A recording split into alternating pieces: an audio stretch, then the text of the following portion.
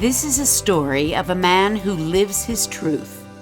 It is a classic tale, with setbacks and triumphs, one with lessons for us all. Peter Barry Kessler and his brothers grew up in Chicago. When Peter was a teenager, his dear mother Pauline died. Peter and David's daughter Perry is named in her memory. Peter's father Phil married Linda, who raised the family of brothers, Alan, Peter, Scott, and Jordan. By the time I was studying for my bar mitzvah, the combination of being up on the bima and having a teachable moment, using my voice, having my connection to Judaism, really put all of the pieces together. The path he took to his eventual career was a circuitous one: the jewelry business, direct marketing, and even theater. With youthful zeal, Peter decided to hone his theatrical skills at Chicago's famous comedy club, Second City. There could be no better training ground. I did some training at Second City in Chicago. I did stand-up. I loved it. I always wanted to be an actor. I always wanted to be, involved in movies and theater. But I always felt he had really no talent for this kind of performance, although he has great personality. And I think if I could sing, I wouldn't be a rabbi. I'd be in Hollywood. No, even as a little boy, when he would participate in drama productions at the JCC, it was terrible. It was terrible. At the end of the day, when I was either in the jewelry business or the envelope business or the marketing business or anything else I was doing, I was making money, but I wasn't making the world a better place.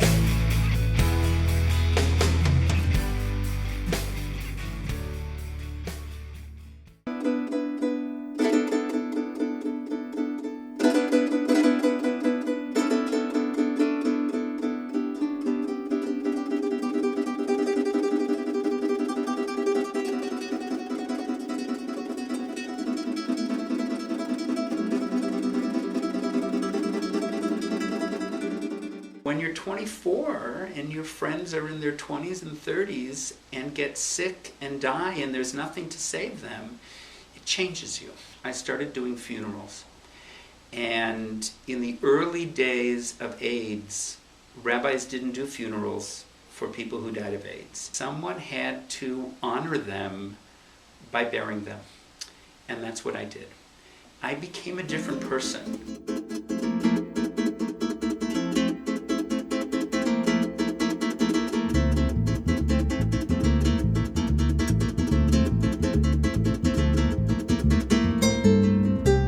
We were at a gay rally in Grant Park in Chicago, or Lincoln Park it was. Lincoln Park, yeah. And there were thousands and thousands of people. And we had been through all of the grief that these young people went through, whose parents had disavowed them. We had gone to the funerals of the suicides. We were grief-stricken at these occasions. And Peter was a keynote speaker at this, and there were thousands there, and I'll never forget it. And during the course of his rally, and he says, and my parents are here, and they support me, and there they are.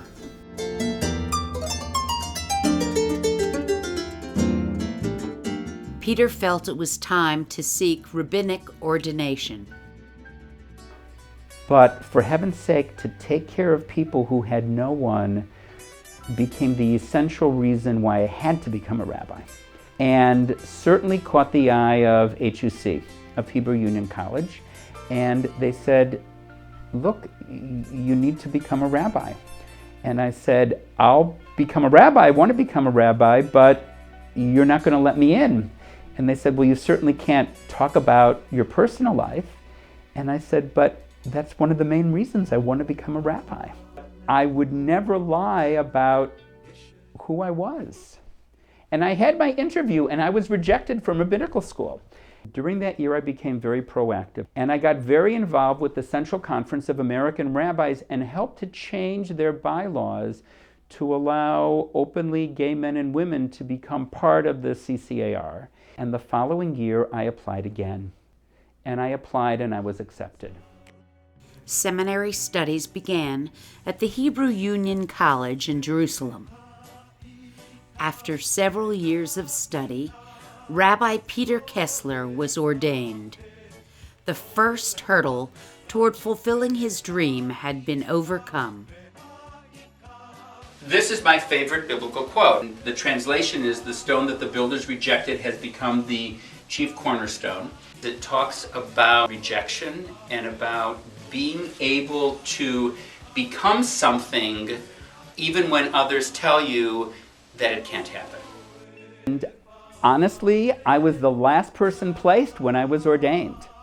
No one wanted to take a chance on me because I was who I was. And the senior rabbi at Baltimore Hebrew, Rex Perlmeter, said, "You're coming with me, and they will love you, and you'll see it won't be an issue." It was the new millennium, and Temple Ohev Sholom sought a new religious leader for its historic congregation.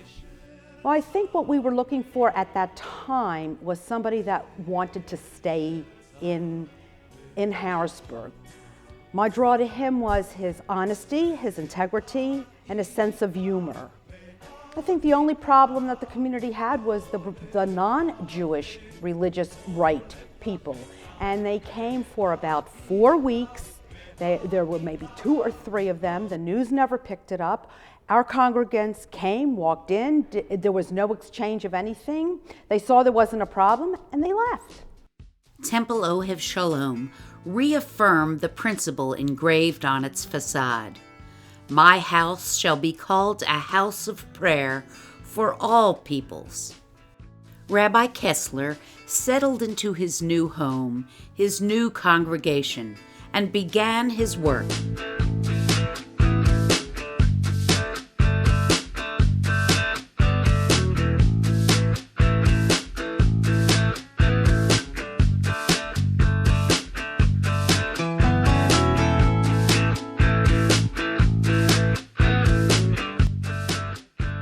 I teach so many classes, and I love teaching classes. I have a monthly book review class that I teach at Temple. I have a monthly class that we call PEP. I teach a lunch and learn class once a month, which are mostly older people, which I adore. I now teach all the conversion classes at the Temple, and of course there's Hebrew High, and there's Confirmation, and there's the Bar and Bat Mitzvah kids who come in for their lessons. So there's a lot to teach. One of the most important parts of my rabbinate is being with my congregational family at their most difficult times. Lillian Rappaport helped me fall in love with Harrisburg. Lillian Rappaport told me, "You're coming here not only to be the rabbi of Ohev Sholom, you're coming here to be one of our community rabbis." During the past 10 years, Rabbi Kessler not only has served his congregation, but he has had a significant impact on many institutions in the Harrisburg Jewish community. He now serves as chair of the Rabbinic Council of the Jewish Federation of Greater Harrisburg.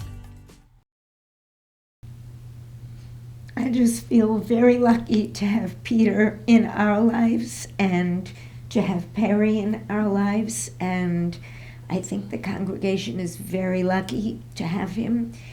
And I know rabbis have all kinds of talents, and there are all different kinds of rabbis, but this is a good guy. You know, I want to thank the congregation for welcoming us so warmly and embracing us, and I want to thank the Harrisburg community. I think we feel very a part of this community since day one. I would venture if everybody looked around, there would be folks here from all, from all segments of the Harrisburg Jewish community. And I think if this event were taking place in a larger city, that wouldn't be the case. And I think both Peter and I feel very enriched and think Perry's life is enriched because of that. So I just want to say thank you. And we're looking forward to many, many more years here in this wonderful community. The stone that the builder refused will always be the head cornerstone. Sing it, brother. The stone that the builder refused will always be the head cornerstone. You're a builder, baby.